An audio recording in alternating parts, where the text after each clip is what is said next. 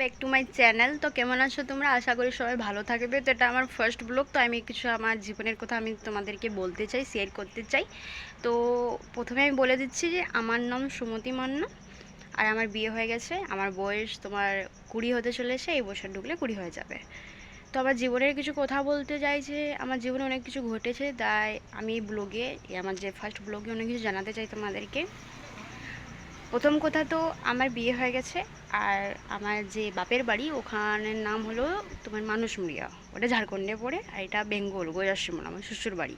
তো আমার শ্বশুর বাড়ির একটা ফাঁকা জায়গায় আমার যে পছন্দের মতন জায়গায় পড়েছে। আমি ছোটোবেলা থেকে একটা স্বপ্ন ছিল যে একটা ফাঁকা সাইডে যেখানে কোনো ডিস্টার্ব কোনো তোমার কিছু যেমন না হয়, ওই জায়গায় আমার শ্বশুর বাড়ি হোক, আর আমার হয়েছে, আমি অনেক খুশি। আর চারিদিকটা কত সুন্দর হাওয়া বাতাস চলে, আপনি দেখতেই পারবেন চারিদিকটা একদম ফাঁকা জায়গায় আমার শ্বশুর বাড়ি। তার আমার মনের মতন একটা জায়গা পেয়েছি। আর আমার স্বামী যে ও কাজ করে তোমার রেশমি গ্রুপে কাজ করে। আর আমার বাড়িতে আমার শাশুড়ি শ্বশুর, আমার একটা ছোট ননদ আছে, পিসি, দিদি শাশুড়ি, আমার শ্বশুর শ্বশুর তো বলেছিলাম, সরি, এরা আছেন, আর আমি। তো আমার জীবনের কিছু কথা বলতে চাই মানে কি, আমার জীবনের কথা বলতে চাই মানে কি, আমার ছোটোবেলা থেকে একটা স্বপ্ন ছিল যে আমিও একটা ইউটিউবার বনি। আমার ব্লগ বানাতে আমাকে ভালো লাগে, ভিডিও বানাতে ভালো লাগে, ডান্সও আমি করি, কিন্তু এখন বিয়ে হয়ে গেছে তাই ডান্স ফান্স করিনি, কেন লোকজনে আমার শ্বশুর বাড়িতে যেমন মানা করে, তাই সেসব জিনিস করিনি। তো ব্লগ যখন আমার মানে বিয়ে হয় তখন এই স্বপ্নটা আমার ছেড়ে দিয়েছিলাম আমি, যে হয়তো বিয়ের পর যদি না পারমিশন দেয় বা কিছু না করতে পারি, সেটা তো পরের কথা, লোক বলবেই।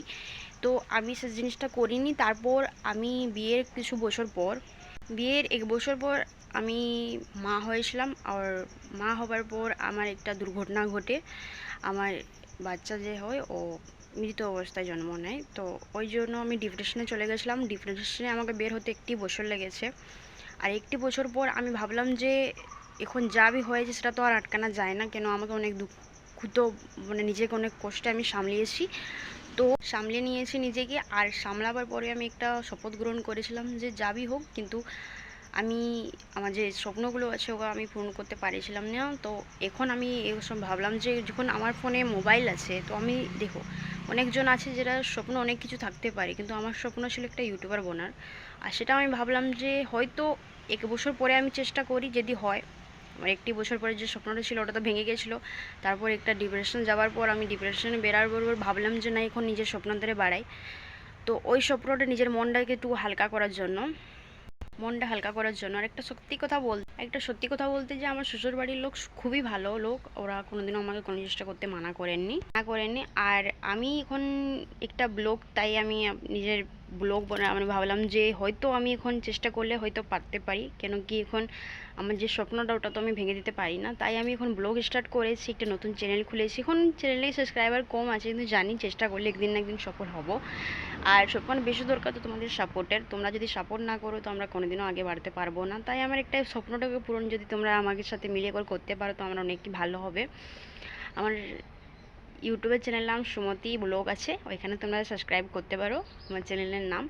আর তাই ভাবলাম যে আমি এই স্বপ্নটাকে পূরণ করব।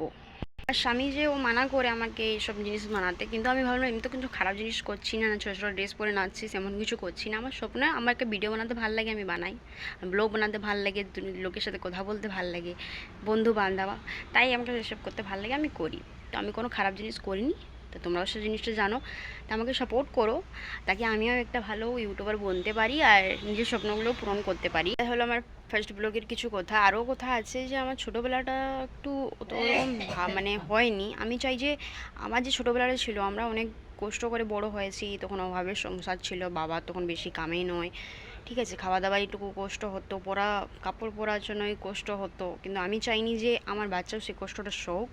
আর আমার এবারে বাচ্চা হলে আমি ওকে সম্পূর্ণ দুনিয়া যুদ্ধ খুশি ওকে দিতে পারি। একটা মা হয়ে আমার এইটা স্বপ্ন আছে, তাই আমি এইটা স্টার্ট করেছি, তাকে আমার জলদি সে জলদি আমার একটা বেবি আসুক, ভালো হয়ে সুস্থ হওয়ার জন্য তোমরা সাপোর্ট করো, ভালোবাসা দাও, এইটাই আমি আজকে বলতে চাই। তো থ্যাংক ইউ। আর একটা ব্লগ হয়ে তোমাদের সাথে দেখা হবে। তো থ্যাংক ইউ। আর যদি ভিডিওটা ভালো লাগে থাকে আমার চ্যানেলকে প্লিজ সাবস্ক্রাইব করে দিন। Thank you.